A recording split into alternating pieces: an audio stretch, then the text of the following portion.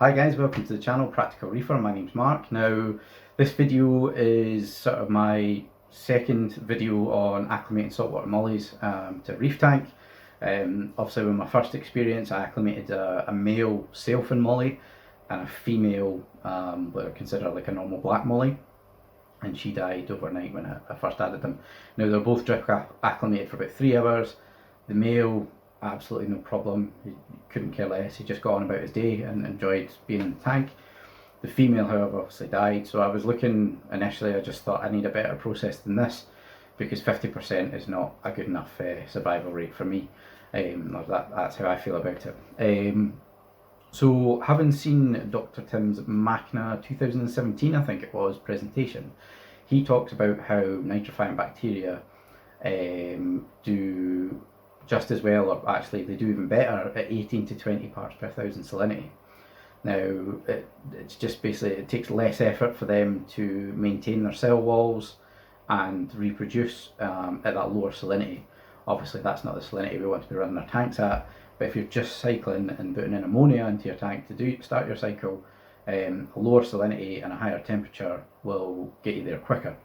Obviously I'm not going to use a higher temperature to my benefit today.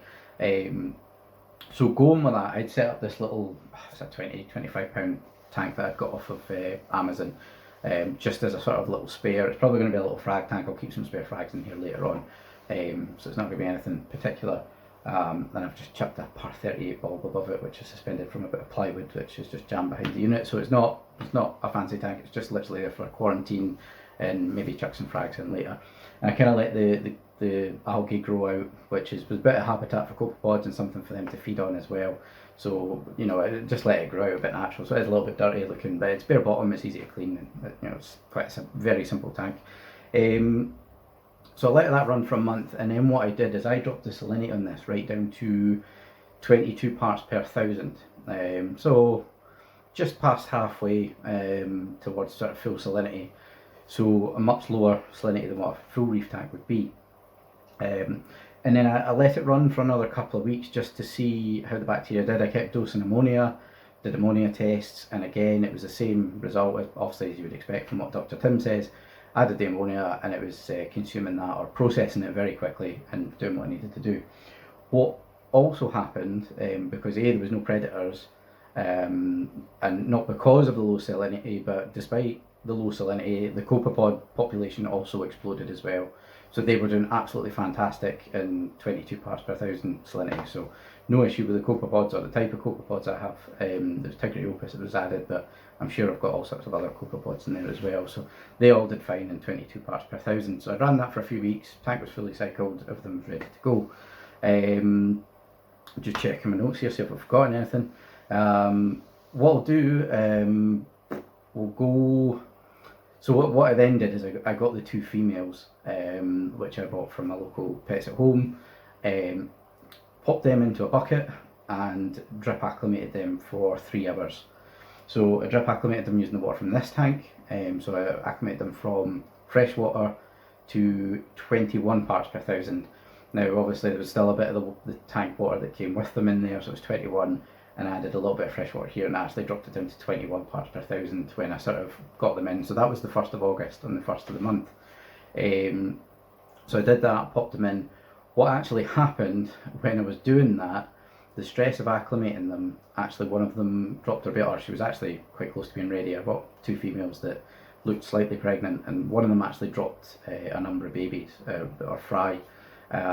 So I'll insert a little video here just to let you see those after a few days. I'll let you see those fry there just now.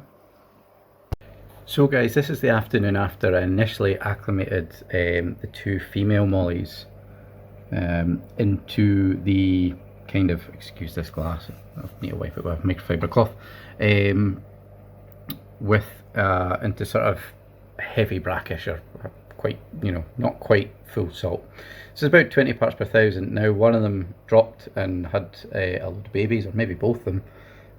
It's kind of hard to tell who was who. I mean, they were both a good size. I could tell that they were pregnant in the shop, which was kind of the thinking. In a few weeks time they would have their babies and they would be born into saltwater and it would all be good. But I've got loads now. Some of these some of these racks, now this one here is actually, I've just put bits of floss over it just to stop it from getting covered in algae while it's kind of cycling and stuff.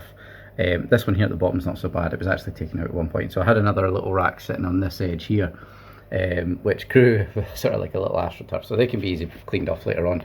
But I made a little pyramid just for a bit of cover so they can get into underneath there and then through the middle and over the top. So they've got a bit of cover from the light. And these were covered in copepods, and obviously it's algae as well, so they can peck away at it and get a bit of food. But 3 or 4 times a day I'm just grinding up some of the pellets that I've got and just dusting it over the top. There's probably still some floating on top there, but there's a good 20 in there. There's 1 or 2 that aren't quite right. There's a little couple here which seem to be joined together, and I don't know if that's by like the yolk sac or something. Maybe they were born a little bit early, but most of them are actually just as you'd expect when a bred live bear's passed. Now excuse the glass, I did keep it clean, or sorry, keep it dirty for copepods, and they were feeding off the algae, so I wasn't putting much into the tank when I was just cycling it.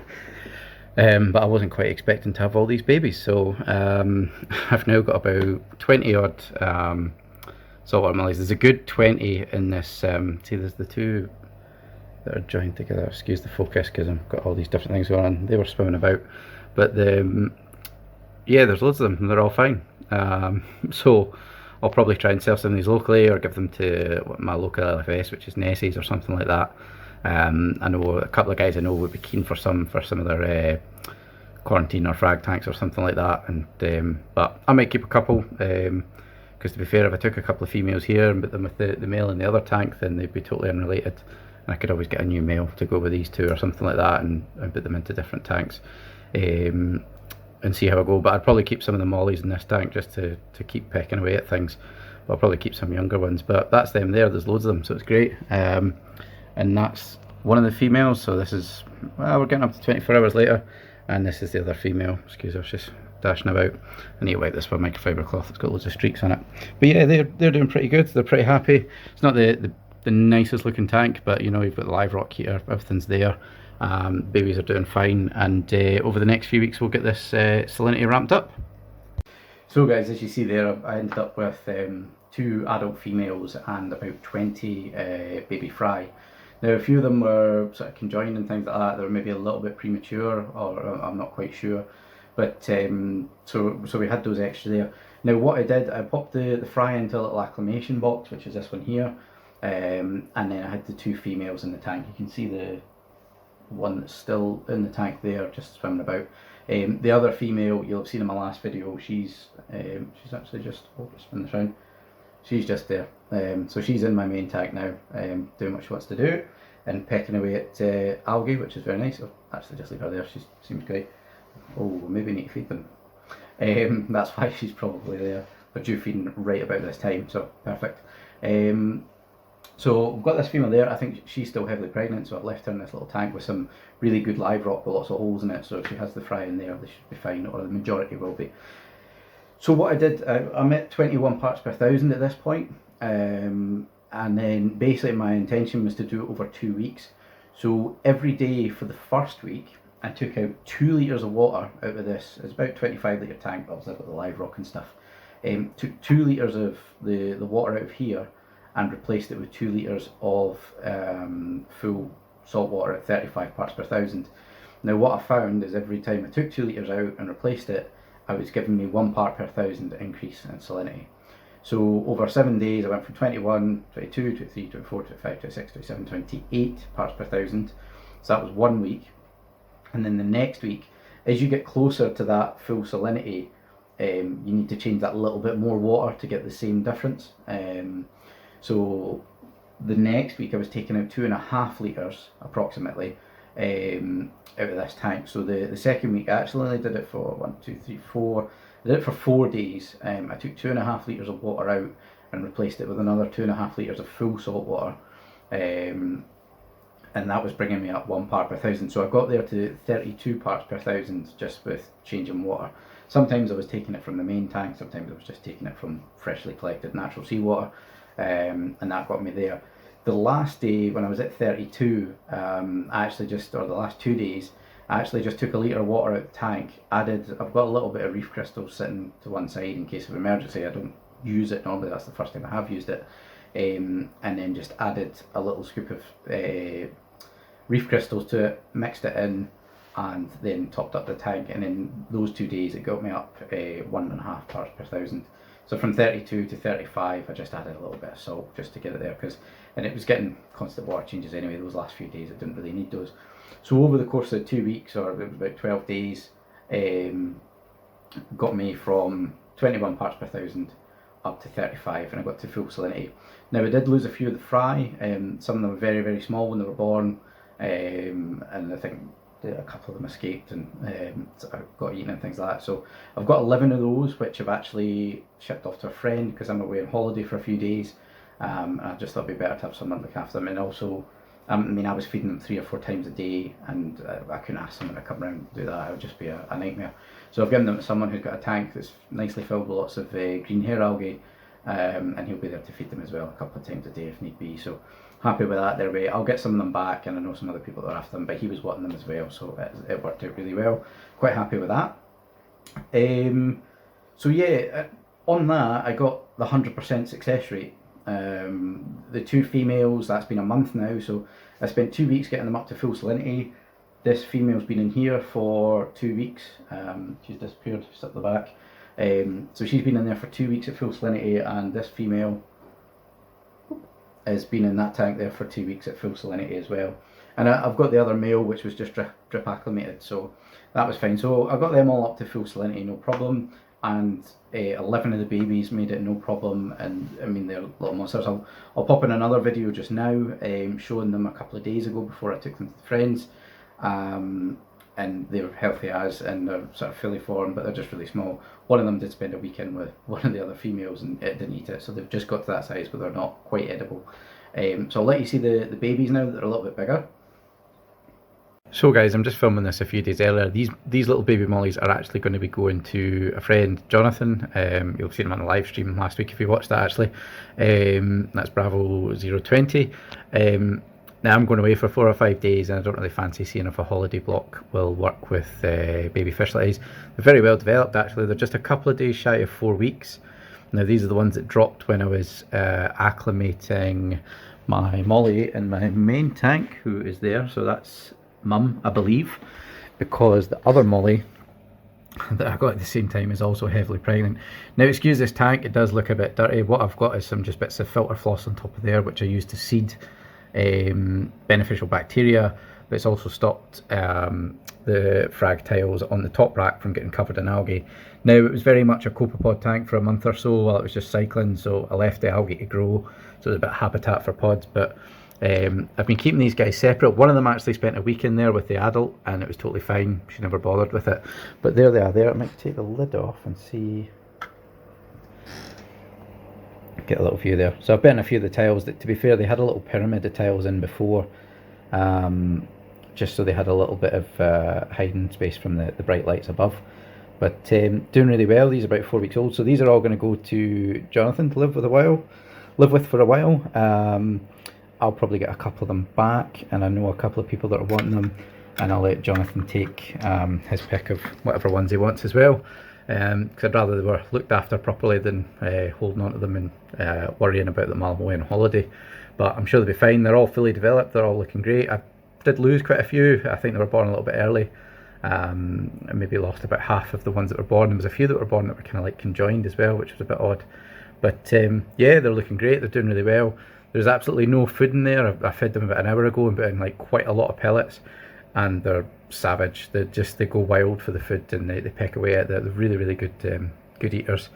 But like future mum here, she's probably going to go again as well soon, so I'll have more babies probably while when I come back from holiday, I think. But there'll be loads of rock there for them to hide in and stuff. There's loads of hiding places, and that floss has been useful for some of them hiding in as well when they've been out of this little box. So that's the little babies there, and we'll come back to the main video. So as you see, the babies there, they've all developed fine and they're great, and that they had been in full saltwater for 2 weeks as well. So coming to my sort of conclusion, when I initially added the 2 mollies, I thought it's my method that's wrong there. You know, I've lost one out of the 2 fish. It's not a good enough method, although I do see some people just throw molly straight in, and they're quite happy with that, and they get good success rates.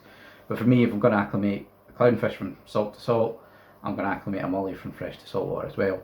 So with the first two, the sailfin just literally sailed through the acclimation process, excuse the pun, and the black molly died overnight. So I kind of had doubts about the process. And then obviously I've went with this solution, which is not overly difficult. You know, you need a little spare tank and things, and I've got a little hang-on back filter and a heater in there. It's quite a simple tank, but you know, it costs a bit of money. But I mean, this worked 100% for the two sailfins. However, so did the drip acclimation. I mean, that male went through no problem. However, I don't think it's a wide enough kind of test group to say, you know, one's better than the other. I certainly think this is a more gradual and an easier method on the fish. You know, you drip acclimate them, you know, to brackish water, or you know, almost maybe 2/3 or half of the way to salt water, and then gradually bring them up over a couple of weeks. Certainly, if I can't fault this because I've managed to acclimate 2 adults and a number of fry on that, and I did lose a couple of the fry, but you know, that does happen anyway. You know, you don't get 100% you know, fry to adult fish rate. You'll always lose some fry anyway, so it's quite hard to attribute them to you know, being an issue with the acclimation process. So I think this method's great. I'd potentially use it again. You know, I've got the little tank here. Obviously if I start putting coral frags in it, then that kind of that's the end of that for me, unless I use another tank. However, if you were going to go out and get some good quality healthy sailfin mollies, I don't see why a 3 or 4 hour drip acclimation wouldn't work. The only fish I had die in all of this process was a normal black molly, which I would never do again. That's done for me. But I was struggling to get sailfins, and I picked up a black molly there. But I absolutely think a 4 hour drip acclimation method in a warm room, that's, you're not gonna, you know, if you're gonna do it more than 3 or 4 hours, and you know, unless it's, I mean, I did it at the height of summer, so it was well over 20 degrees outside, so it was an ideal time for me to do a drip acclimation and not be worried about the temperature dropping in the bucket. If it was the middle of winter and I was doing this, I'd probably want some sort of flow in the bucket and a heater, just to keep those parameters stable while the salinity changes. Because to do a 3 or 4 hour drip acclimation in the middle of winter, and if it's a bit cooler in the room, or at least have the heating on or something like that, I think that's a lot of stress for you. Then salinity's changing, the heat's dropping, or temperature's dropping, and you know, that's just not great for the fish. But I don't know, what do you guys think? I mean, this method absolutely worked well for me. I've got 2 big healthy females out of it, and I've got a whole load of babies which aren't in here just now. Excuse what's in there, we'll see those later. But yeah, I think it's a great method. If you've got a little spare tank and you really want a few mollies, I think that's the better way to do it if you can. However, if you get sailfin mollies and they're healthy, I think a 4 hour drip acclimation will absolutely do the job. But for me, that's probably my preferred method. It was easy, it was less stressful on the fish, and you know, it did really well for me. And I'm going to have to go and feed these fish now, because the the female there is absolutely chasing up and down. This is about feeding time. So I hope you enjoyed the video, guys. It's a different take on it. There's different methods of doing this. Obviously this takes a bit more commitment. However, I do think a drip acclimation can work well as well. But I hope you enjoyed the video, guys. Thanks very much to all my new subscribers and all my subscribers in general. Thanks for watching. Give me a little comment below and a little like, and I'll catch you all next time.